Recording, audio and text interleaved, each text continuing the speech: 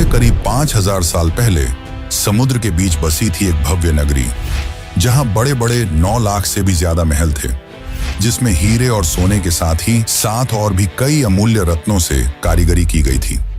यह शहर इतनी ज्यादा वेल प्लान थी कि आज के बड़े बड़े शहर इसके सामने फेल हैं। लेकिन फिर एक दिन अचानक यह भव्य शहर देखते ही देखते समुद्र में समा गया।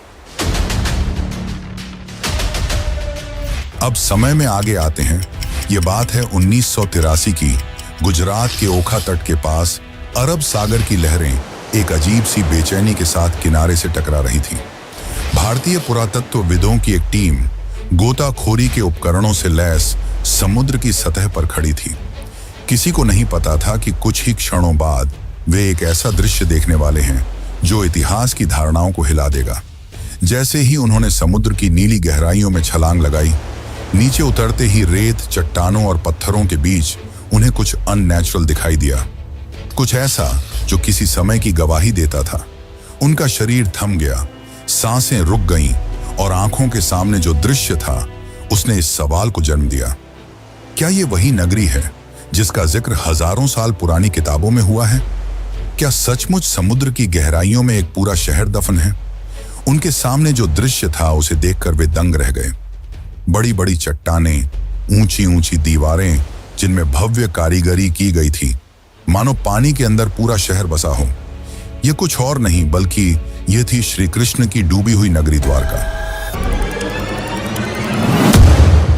दोस्तों, बहुत पहले से ही महाभारत और रामायण जैसे दिव्य ग्रंथों को मिथ यानी कि किस्से और कहानियों की तरह बताया जाता है, और उन्हीं एक किस्से कहानियों में लिखी थी इस भव्य नगरी द्वारका के बारे में, और इसे भी बहुत समय से काल्पनिक कहानी की तरह ही बताया गया। लेकिन जब 1983 में डॉक्टर SR राव और उनकी टीम ने इस नगरी को खोज निकाला, तो इसने उन लोगों को सोचने पर मजबूर कर दिया जो इसे सिर्फ मिथ मानते थे। डॉक्टर SR राव ने डिटेल्ड आर्कियोलॉजिकल सर्वे और रिसर्च के बाद यह कंफर्म किया कि यह वही द्वारका नगरी है जिसका वर्णन महाभारत और हरिवंश पुराण में मिलता है। तो आखिर ऐसा क्या हुआ कि द्वारका जैसी समृद्ध शहर एक ही झटके में पानी के अंदर समा गई, और रिसर्च के दौरान डॉक्टर राव और अन्य आर्कियोलॉजिस्ट को ऐसा क्या मिला जिसने उन्हें चौंका के रख दिया?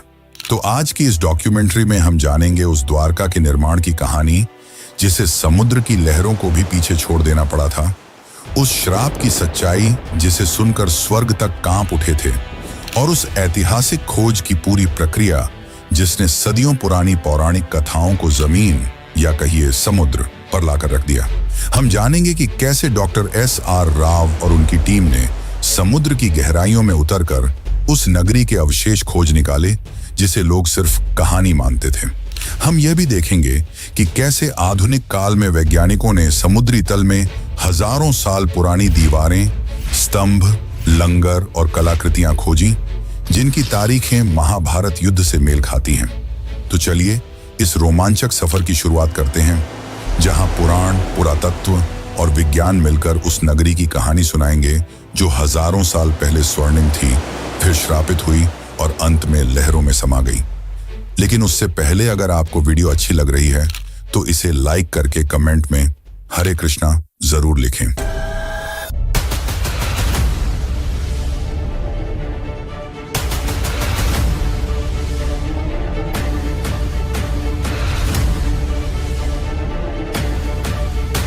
Dwarka and came to the conclusion that it was the Dwarka of Mahabharata.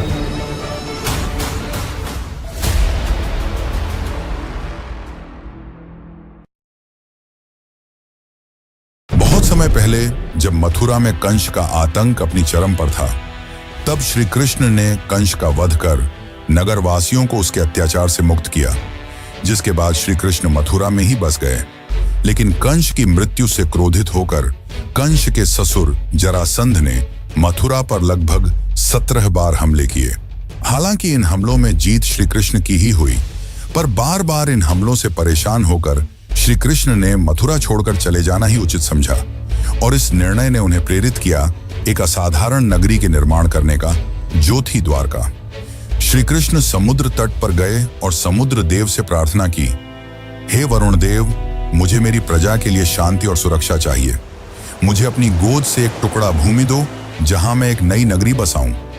Varun देव मुस्कुराए और उन्होंने श्री कृष्ण को समुद्र के बीच 12 योजन यानी कि लगभग 153.6 किलोमीटर भूमि दान में दी, जिसके बाद गॉड ऑफ आर्किटेक्ट यानी कि भगवान विश्वकर्मा को इस नगरी के भव्य निर्माण का कार्य सौंपा गया। अंततः उन्होंने इस भव्य नगरी का निर्माण संपन्न किया। महलों की ऊंचाई जैसे आकाश को छू रही थी, दीवारें सोने की थीं, फर्श चांदी के। नगर के चारों ओर विशाल द्वार थे, इसीलिए इस नगरी का नाम पड़ा द्वारका यानी द्वारों का नगर। हवाओं में सुगंधित फूलों की खुशबू थी, गलियों में मोर नाचते थे और बीचों बीच बना श्री कृष्ण का महल तो ऐसा प्रतीत होता था मानो स्वर्ग पृथ्वी पर उतर आया हो। नगर की सड़कों को इस तरह से बनाया गया था कि वे सीधे बंदरगाह तक पहुंचती थीं। समुद्र से व्यापार के लिए विशेष गोदियां बनाई गईं, जहां जहाज आसानी से आ जा सकें। शहर में जल आपूर्ति के लिए सिंचाई प्रणाली थी, जो उस काल में अत्यंत दुर्लभ मानी जाती थी। स्वच्छ जल के तालाब, हरे भरे बाग और सजे हुए बाजार इस नगरी को न केवल सुंदर बल्कि पूरी तरह आत्मनिर्भर बनाते थे। भागवत पुराण के अनुसार द्वारका में कुल 900 से अधिक भव्य महल थे, जो चंद्रकांत, हीरा, मणि और सोने से बने थे। श्री कृष्ण ने स्वयं उन महलों को अपने प्रियजनों के लिए बनवाया था। बलराम, रुक्मिणी, सत्यभामा, जाम्बवती और अन्य रानियों के लिए अलग अलग राजमहल। ये महल न सिर्फ वास्तुकला का चमत्कार थे, बल्कि अध्यात्म और भक्ति का प्रतीक भी। लेकिन यह अंत नहीं था। अब शुरू होने वाला है वो अध्याय जिसने द्वारका को कालातीत बना दिया। एक ऐसा नगर जिसे स्वयं भगवान ने बसाया, देवताओं ने सजाया और समय ने इतिहास में दर्ज कर दिया। लेकिन जहां निर्माण होता है, वहीं विनाश भी इंतजार करता है। द्वारका की यह स्वर्ण गाथा आगे चलकर एक ऐसे श्राप की छाया में डूबेगी जिसकी कल्पना तक किसी ने न की थी। महाभारत का युद्ध समाप्त हो चुका था। धूल में लथपथ योद्धाओं के शव, बिखरे हुए अस्त्र शस्त्र और खून से लाल धरती, कौरवों का विनाश हो चुका था। अपने पुत्रों की यह दशा देखकर गांधारी काफी क्रोधित हो गई। उनका मानना था कि यदि श्री कृष्ण चाहते तो यह युद्ध होता ही नहीं, परंतु उन्होंने ऐसा नहीं किया। जिससे क्रोधित होकर गांधारी ने श्री कृष्ण को श्राप दिया कि जिस प्रकार मेरे वंश का विनाश हुआ है, ठीक उसी प्रकार तुम्हारे भी वंश का विनाश हो जाएगा। इस श्राप ने यदुवंश के विनाश की नींव रख दी। लेकिन एक और कारण है जिसके चलते द्वारका का विनाश हुआ। दरअसल एक समय की बात है, द्वारका के पास एक स्थल जिसका नाम पिंडारक था, वहां एक दिन प्रमुख ऋषिगण पधारे। इनमें विश्वामित्र, वशिष्ठ, नारद, कण्व, दुर्वासा जैसे महान ऋषि मुनि उपस्थित थे। उन ऋषियों को देख श्री कृष्ण के पुत्र सांब और उसके कुछ मित्रों ने मिलकर शरारत करने की सोची। सांब ने एक गर्भवती स्त्री का रूप धारण कर लिया और उन ऋषियों के पास पहुंचे। इस बात से अनजान कि वे ऋषि कोई साधारण साधु संत नहीं, बल्कि त्रिकालदर्शी थे, जिन्हें सब कुछ मालूम था। सांब और उसके मित्र उनके निकट गए और उनकी तपस्या भंग कर ऋषियों से अपने होने वाले बच्चे के बारे में पूछने लगे। अपना इस तरह अपमान होता देख मुनिगण गुस्सा हो गए और उन्होंने सांब को यह श्राप दिया कि तुम एक लोहे के मुशल को जन्म दोगे जो यदुवंश के विनाश का कारण बनेगी। सांब और उनके साथी भयभीत हो उठे। उन्होंने माफी मांगी, पर अब कुछ नहीं हो सकता था। कुछ दिनों बाद वही हुआ जो भविष्यवाणी की गई थी। जब सांब सुबह उठा तो उसके कपड़ों में एक भारी भरकम मुशल मिला। यह दृश्य देख यदुवंशी चिंतित हो उठे और जब यह बात श्री कृष्ण के नाना राजा उग्रसेन को पता चली तो उन्होंने मुशल के छोटे छोटे टुकड़े कर समुद्र में फेंकने का आदेश दिया। और जैसे ही यह टुकड़े समुद्र में फेंके गए, एक विशाल मछली ने वह टुकड़े खा लिए। कुछ समय बाद जब कुछ मछुआरों ने उस मछली को पकड़ा और जब उसे काटा गया तो उसके पेट से लोहे के टुकड़े निकले। उन मछुआरों ने वह टुकड़े एक जरा नामक शिकारी को बेच दिए। अब वह शिकारी इन टुकड़ों से अपनी तीर बना रहा था और दूसरी ओर द्वारका में स्थिति धीरे धीरे खराब होने लगी थी। गांधारी के श्राप का असर दिखाई देने लगा था। जैसे जैसे समय बीतता गया, यदुवंश के लोगों में अहंकार बढ़ता गया। भोग विलास, मदिरा और दुराचार ने धर्म और मर्यादा का स्थान ले लिया था। नैतिकता समाप्त हो चुकी थी। फिर एक दिन, जिसे आज भी प्रभास त्रिकाल के नाम से जाना जाता है, यदुवंश के वीरों ने समुद्र किनारे एक उत्सव आयोजित किया। शराब, घमंड और गाली गलौच ने मिलकर उस उत्सव को युद्ध भूमि में बदल दिया। वे आपस में ही लड़ने लगे। जिन हथियारों से उन्होंने युद्ध जीते थे, उन्हीं से वे एक दूसरे को मारने लगे। श्री कृष्ण समझ चुके थे कि अब विनाश निकट है, जिसके पश्चात वे वन की ओर चल पड़े और वहां एक वृक्ष के नीचे विश्राम करने लगे। तभी वहां वह शिकारी पहुंचा जिसने उस मुशल के टुकड़े से तीर बनाए थे। उस शिकारी ने श्री कृष्ण को हिरण समझकर उन पर तीर चला दी, और जैसे ही तीर श्री कृष्ण के पैरों में लगी, उन्होंने यह लोक त्याग दिया और उनके मृत्यु के साथ ही पूरी द्वारका नगरी पानी में समा गई। इस प्रकार द्वारका का वह वैभवशाली अध्याय समाप्त हुआ। वह नगर जिसे स्वयं भगवान ने बसाया था, जिसने एक युग देखा था, अब रह गया केवल शास्त्रों के पन्नों में और समुद्र की खामोशी में छिपी एक अमर स्मृति के रूप में। लेकिन क्या यह अंत है? क्या हुआ श्री कृष्ण के मृत्यु के पश्चात, और क्यों श्री कृष्ण आज भी जिंदा हैं? अर्जुन ने क्या भूमिका निभाई? ये सब जानने से पहले हम ये जान लेते हैं कि आज के समय में कहानी कही जाने वाली द्वारका नगरी को कैसे खोज निकाला गया, और क्या सच में यह वही द्वारका नगरी है जो श्री कृष्ण ने बनवाई थी? तो चलिए अब जानते हैं इसका असली इतिहास और रहस्य। लेकिन उससे पहले, अगर आपको यह वीडियो ज्ञानपूर्वक लग रही है तो इसे अपने दोस्तों, रिश्तेदारों और अन्य भक्तों को जरूर शेयर करें। बहुत लंबे समय तक द्वारका को सिर्फ एक पौराणिक नगरी माना जाता था। श्रीमद् भागवत पुराण, विष्णु पुराण, हरिवंश पुराण और महाभारत में इसके भव्य विवरण तो थे, लेकिन भौगोलिक रूप से यह कहां थी, यह रहस्य बना हुआ था। अधिकांश विद्वान मानते थे कि यह एक धार्मिक कथा बस है, कोई ऐतिहासिक सच्चाई नहीं। लेकिन यह सोच पहली बार 1930 के आसपास हिली, जब गुजरात के सौराष्ट्र इलाके में कुछ मछुआरों और गोताखोरों ने समुद्र के अंदर अजीब पत्थरों और ढांचों को देखने की बात बताई। यहां तक कि कुछ पायलटों ने, जो अरब सागर के ऊपर उड़ान भर रहे थे, बताया कि उन्होंने पानी के नीचे सीधी रेखाओं जैसी आकृतियां देखी हैं, जैसे कोई पुराना शहर हो। यहीं से उस राज की तलाश शुरू हुई जिसने एक प्राचीन कहानी को एक खोज में बदल दिया। फिर आया साल 1963, जब भारतीय पुरातत्व सर्वेक्षण विभाग यानी कि ASI ने पहली बार बेट द्वारका के पास खुदाई शुरू की।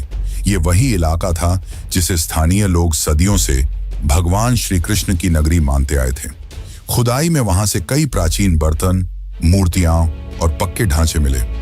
इससे ये तो साबित हो गया कि यह जगह काफी पुरानी है, लेकिन इससे द्वारका की असली पहचान अभी भी पूरी तरह साफ नहीं हुई थी। इसके कुछ साल बाद 1970 के दशक में एक और बड़ा सुराग मिला। जामनगर के सरकारी रिकॉर्ड में एक प्राचीन ताम्रपत्र का जिक्र था, जो करीब 6ठी शताब्दी का बताया गया। यह ताम्रपत्र सिंधदत्य नाम के राजा से जुड़ा था और उसमें साफ साफ लिखा था कि यहाँ भगवान श्री कृष्ण निवास करते थे। यह ऐसा पहला ऐतिहासिक दस्तावेज था जिसमें धर्म और इतिहास आपस में जुड़ते नजर आए। इससे इतिहासकारों को पहली बार यह लगा कि द्वारका सिर्फ एक कल्पना नहीं, बल्कि शायद एक खोया हुआ सच है। इसके बाद इस खोज को सही दिशा दी SR राव ने। वे ASI के वरिष्ठ अधिकारी थे और भारत के शुरुआती समुद्री पुरातत्वविदों में से एक माने जाते हैं। उन्हें महाभारत और पुराने ग्रंथों की बातों पर भरोसा था। उन्होंने उन विवरणों की तुलना आधुनिक समुद्री नक्शों से की और पाया कि अगर द्वारका सच में कभी बसी थी तो वह गुजरात के पश्चिमी तट पर ही रही होगी। इसी सोच से 1979 में भारत में पहली बार समुद्र के नीचे पुरातात्विक खोज की नींव रखी गई। डॉक्टर राव ने गोवा स्थित नेशनल इंस्टीट्यूट ऑफ ओशनोग्राफी यानी कि NIO की मदद ली और एक नई खोज का अभियान शुरू किया।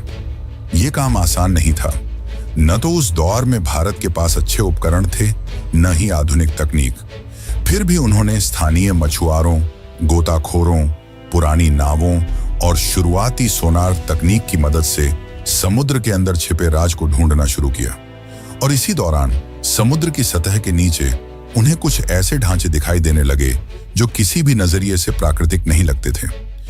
वहां पत्थरों की लंबी दीवारें थीं, बड़े बड़े खंभे थे और ऐसे लंगर भी मिले जो साफ बताते थे कि वहां कभी जहाज आते जाते रहे होंगे। यानी ये जगह एक पुराना बंदरगाह रहा होगा। लेकिन ये तो बस शुरुआत थी, असली खुलासे तो अभी बाकी थे।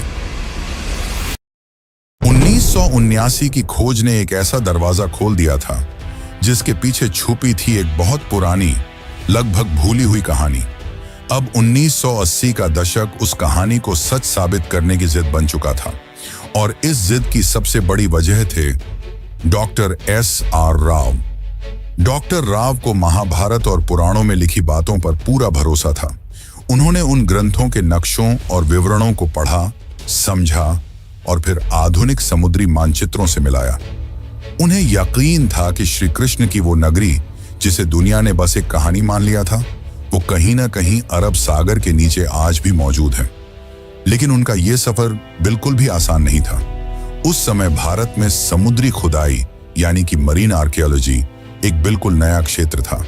न सरकार के पास इस काम के लिए पर्याप्त पैसा था, न वैज्ञानिकों को इस बात पर भरोसा कि समुद्र के नीचे कोई शहर भी हो सकता है। बहुत सारे लोग इस प्रयास को बस धार्मिक सोच का हिस्सा मानते थे। कई लोगों ने डॉक्टर राव से कहा, पौराणिक कथाओं को इतिहास से जोड़ने का क्या फायदा, लेकिन उन्होंने कभी हार नहीं मानी। डॉक्टर राव ने ASI और गोवा के नेशनल इंस्टीट्यूट ऑफ ओशनोग्राफी के साथ मिलकर एक समुद्री अभियान शुरू किया। इंडियन नेवी के गोताखोरों की भी मदद ली गई, लेकिन चुनौती सिर्फ यह नहीं थी कि लोग विश्वास नहीं कर रहे थे। असली मुश्किल थी टेक्नोलॉजी और संसाधनों की कमी। उस समय न तो सोनर जैसी आधुनिक तकनीक थी, न ही पानी के अंदर काम करने वाले रोबोट्स। डाइवर्स को अपने हाथों से समुद्र की सतह को टटोलना पड़ता था। 1980 के दशक में, यानी लगभग 40 साल पहले, समुद्र में जाकर खुदाई करना कोई आसान काम नहीं था। इसके लिए archaeologists, divers, oceanographers, underwater photographers, historians, geologist और बहुत से टेक्नीशियनों की जरूरत होती थी। इतनी बड़ी टीम को बनाना और उन्हें काम पर लगाना अपने आप में एक बड़ा काम था। फिर भी राव ने हार नहीं मानी। फंडिंग की इतनी कमी थी कि उन्होंने अपने वेतन से टीम का खाना तक खरीदा। उन्होंने सिर्फ 800 रुपये में एक्सपीडिशन शुरू किया था, और ये भी उन्हें छोटे छोटे फंड्स इकट्ठा करके मिले थे। वह चाहते थे कि सरकार एक स्थायी समुद्री पुरातात्विक इकाई बनाए, लेकिन यह इतना भी आसान नहीं था। 1983 से 1992 के बीच राव की टीम ने लगभग 12 बार समुद्र में जाकर खुदाई की। खोज के लिए बेट द्वारका और आसपास के इलाकों को चुना गया, और फिर एक एक कर सामने आने लगे ऐसे सबूत जिन्होंने न सिर्फ भारत को बल्कि पूरी दुनिया को चौंका दिया। गोताखोरों ने समुद्र के तल से लगभग 30 मीटर नीचे 560 मीटर लंबी पत्थरों की दीवार खोज निकाली। ये कोई प्राकृतिक बनावट नहीं थी, ये इंसानों द्वारा बनाए गए शहर की दीवार थी। उसकी बनावट वैसी ही थी जैसी महाभारत में द्वारका के वर्णन में मिलती है। फिर मिले 30 से भी ज्यादा पत्थर के खंभे, जो शायद किसी महल या भवन का हिस्सा रहे होंगे। ऐसे लंगर यानी कि एंकर्स मिले, जिनसे पता चलता था कि वहां से नौकाएं चला करती थीं। कुछ 3 छेद वाले एंकर भी मिले, जो उस समय की एडवांस नेविगेशन को दिखाते थे। इसके अलावा सील, लोहे और पीतल की वस्तुएं और मिट्टी के बर्तन भी मिले। इनकी कार्बन डेटिंग और थर्मोलुमिनेसेंस डेटिंग से पता चला कि यह चीजें 1500 ईसा पूर्व से लेकर 3000 ईसा पूर्व के बीच की हैं। और तो और एक बर्तन तो 9000 साल पुराना निकला, जिसने वैज्ञानिकों को भी हैरान कर दिया। परंतु दुनिया भर के बहुत सारे इतिहासकारों ने इसे मानने से इनकार कर दिया।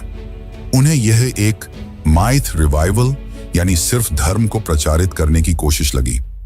लेकिन डॉक्टर राव का जवाब साफ था, मैं ग्रंथों को धार्मिक किताबें नहीं, ऐतिहासिक दस्तावेज मानता हूं। जब रोम, एथेंस और बाबुल जैसे शहरों की खुदाई हो सकती है, तो द्वारका की क्यों नहीं?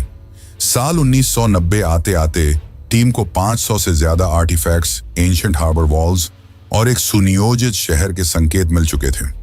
अब यह बात लगभग तय हो गई थी। द्वारका कोई कल्पना नहीं, वह एक असली, समृद्ध और व्यवस्थित सभ्यता थी जो समुद्र में समा गई। लेकिन अभी तो सिर्फ सतह खुली थी।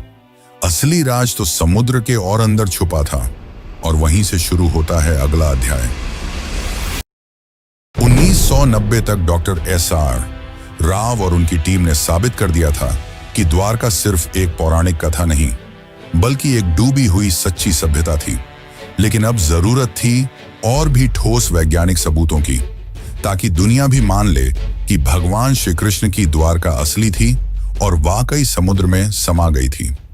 इन सबूतों से यह तो साबित हो गया था कि द्वारका सिर्फ किस्से कहानियों में नहीं बल्कि सच में थी और काफी ज्यादा वेल प्लान थी। लेकिन उस समय फंडिंग की कमी की वजह से इसके रिसर्च को रोक दिया गया। फिर साल 2001 में इस दिशा में एक बहुत बड़ा कदम उठाया गया। भारतीय पुरातत्व सर्वेक्षण और NIOT यानी कि national institute of ocean technology ने मिलकर एक बड़ा वैज्ञानिक अभियान शुरू किया। जगह चुनी गई कच्छ की खाड़ी और बेट द्वारका का इलाका। इस बार अभियान में सिर्फ पुरातत्वविद ही नहीं बल्कि समुद्र वैज्ञानिक, भूगर्भ शास्त्री, नौसेना के गोताखोर, सोनार तकनीक के विशेषज्ञ और इंटरनेशनल कार्बन डेटिंग लैब्स भी जुड़े थे।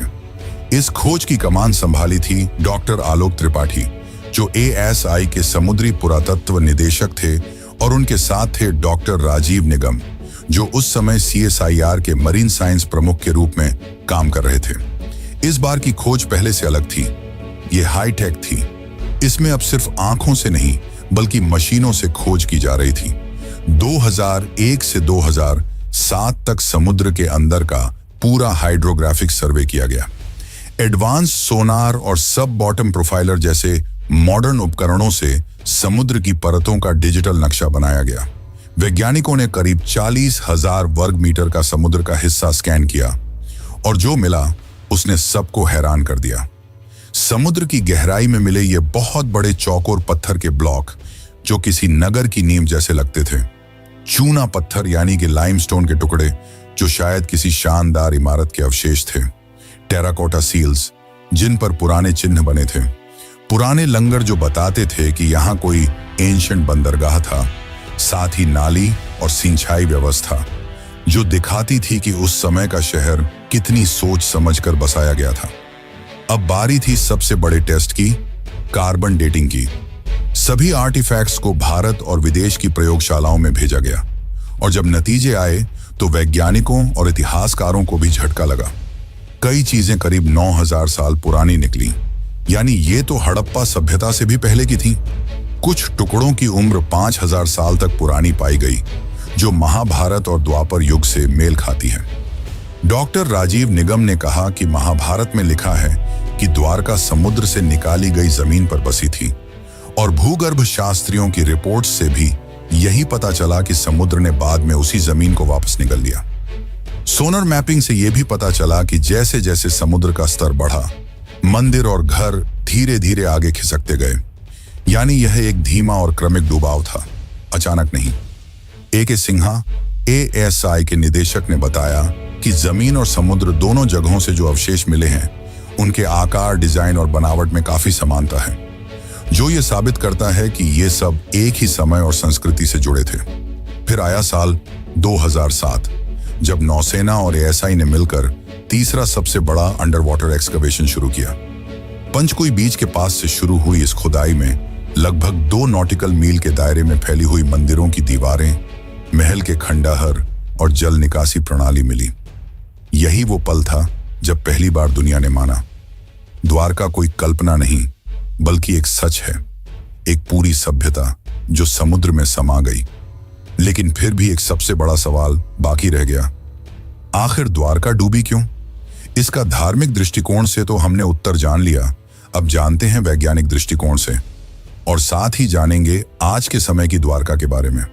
तो बने रहिए, क्योंकि हम जो आपको बताने वाले हैं वो आपको चौंका कर रख देगा।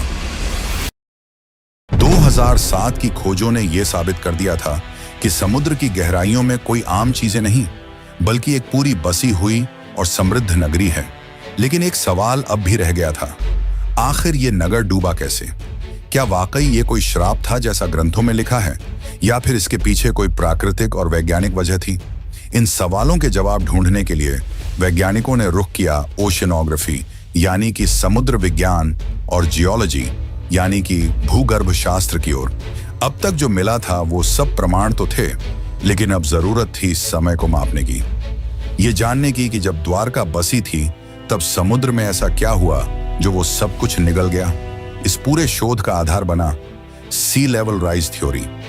अमेरिका की SSCSM यूनिवर्सिटी के प्रोफेसर रेंस ने एक अध्ययन किया जिसमें अरब सागर के सी लेवल को 20,000 सालों के डेटा के जरिए ट्रैक किया गया था। इस रिसर्च के मुताबिक 9,000 साल पहले यानी करीब 11,000 साल पहले समुद्र का स्तर आज के मुकाबले 25 मीटर नीचे था। 5,000 ईसा पूर्व के बीच समुद्र अचानक बहुत तेजी से कई मीटर तक ऊपर उठ गया। वैज्ञानिक मानते हैं कि यह घटना किसी सुनामी या समुद्री आपदा का संकेत देती है। और यह सिर्फ अरब सागर में नहीं हुआ। जब वैज्ञानिकों ने दुनिया के बाकी हिस्सों से मिले सी लेवल डेटा से इस जानकारी की तुलना की तो कैरेबियन द्वीप, इंडोनेशिया और दक्षिण अमेरिका जैसी जगहों पर भी उस दौर में बड़ी बड़ी समुद्री हलचलें और सुनामी के सबूत मिले। इसका मतलब था कि यह घटना सिर्फ भारत तक सीमित नहीं थी, बल्कि पूरी दुनिया में उस समय कुछ बड़ा हो रहा था। और ठीक इसी समय महाभारत के अनुसार श्री कृष्ण ने पृथ्वी का त्याग किया था और कलियुग की शुरुआत हुई थी। अब सारे वैज्ञानिक और ऐतिहासिक सबूत एक ही तरफ इशारा कर रहे थे। द्वारका का डूबना कोई कल्पना नहीं, बल्कि एक सचमुच की ऐतिहासिक घटना थी जिसमें प्राकृतिक आपदा, समय का चक्र और शायद कर्मों की प्रतीकात्मक कहानी सब एक साथ जुड़ गए थे। और फिर आया साल 2024 जब भारत सरकार ने इस पूरे रहस्य को दुनिया के सामने लाने का फैसला किया। 25 फरवरी 2024 को प्रधानमंत्री नरेंद्र मोदी खुद गुजरात के पंचकुई बीच पहुंचे। उनके साथ थी भारतीय नौसेना, ASI, NIOT और वैज्ञानिकों की एक टीम जो स्कूबा डाइविंग से समुद्र की गहराइयों में जाने वाली थी, वहीं जहां श्री कृष्ण की नगरी कभी खड़ी थी। ये कोई आम डाइव नहीं थी, ये इतिहास से साक्षात्कार था। जैसे ही प्रधानमंत्री समुद्र में उतरे, वहां पत्थर के स्तंभ, लंगर, मंदिर की नींव और प्राचीन दीवारें दिखाई दी। मोदी जी ने खुद समुद्र की गोद में मोरपंख अर्पित किया, जो श्री कृष्ण की स्मृति और भारत की सनातन विरासत को फिर से जीवंत करने का प्रतीक था। इसके बाद उन्होंने द्वारिकाधीश मंदिर में जाकर श्री कृष्ण और रुक्मिणी माता के दर्शन किए। मंदिर की 52 गज की ध्वजा, जो हर दिन 5 बार बदली जाती है, आज फिर हवा में लहराई, मानो ये संकेत दे रही हो कि द्वारका की सच्चाई अब दुनिया के सामने है। आज की तारीख में द्वारका 2 भागों में बसी है। एक जो है जहां लाखों श्रद्धालु हर साल दर्शन के लिए आते हैं, और दूसरी जो समुद्र के नीचे है, जिसे आज पूरी दुनिया जानती है the lost city of Krishna के नाम से। इस 90 साल की खोज, संघर्ष और वैज्ञानिक यात्रा ने दुनिया को यह दिखा दिया कि श्रद्धा सिर्फ आस्था नहीं, वो इतिहास की नींव भी बन सकती है। द्वारका सिर्फ भारत की कहानी नहीं है, ये पूरी मानव सभ्यता की याददाश्त है, जो ये सिखाती है कि सत्य और संस्कृति को भुलाया नहीं जा सकता, चाहे वो कितनी भी गहराई में क्यों ना छुपा हो। और इसीलिए आज भी द्वारका जिंदा है, कभी मंदिर की घंटियों में, कभी समुद्र की लहरों में और अब वैज्ञानिक रिपोर्टों में भी।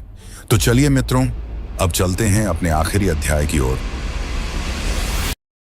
शताब्दियां बीत गईं, युग बदले, राजवंश मिटे, सभ्यताएं उगती और गिरती रहीं, लेकिन समुद्र वो आज भी मौन है, शांत, गूढ़ और रहस्यमयी।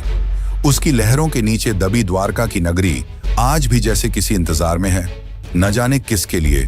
शायद उसके निर्माता श्री कृष्ण के फिर से लौट आने के लिए, या शायद इस धरती के इंसानों के उस बोध के लिए जब वे केवल इतिहास नहीं, अपनी आस्था में छिपे सत्य को भी पहचानना सीखें।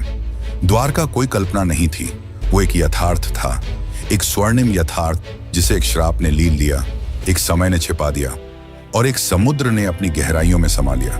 लेकिन वह सत्य आज फिर उभर रहा है, टूटे स्तंभों में, पुरातत्व की रिपोर्टों में, सोनर की लहरों में और एक राष्ट्र की आस्था में। इस पूरी डॉक्यूमेंट्री ने हमें यह सिखाया कि आस्था और विज्ञान 2 विपरीत ध्रुव नहीं हैं, वे एक ही सत्य की 2 राहें हैं। एक राह हमें विश्वास दिलाती है और दूसरी उसे प्रमाणित करती है। द्वारका की कहानी बस एक शहर की कहानी नहीं है, यह उस संस्कृति की कहानी है जो अपने चरम पर भी विनम्र थी और अपने अंत में भी दिव्य। यह उस ईश्वर की नगरी की कहानी है जिसने अपने जीवन से कर्म का सार बताया और अपने अंत से संयम और स्वीकृति का। और जब अगली बार आप समुद्र की लहरों को देखें, जरा ठहरिएगा, शायद किसी अगाध गहराई से आपको कोई बांसुरी की धुन सुनाई दे।